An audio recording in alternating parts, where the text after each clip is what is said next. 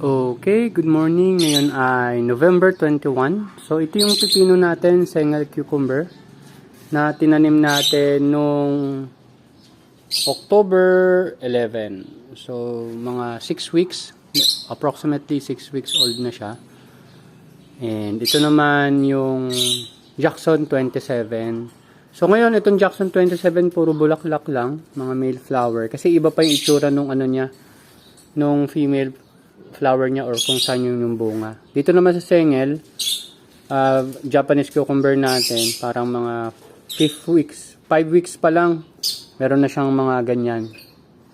Tuloy-tuloy na yan. So hopefully maging maganda yung harvest natin dyan. Then, pag okay, gagawa tayo ng 6 na Sengel variety for the next 3 or 4 months. So ayun lang. So hopefully, maganda yung update natin dyan. Bye-bye!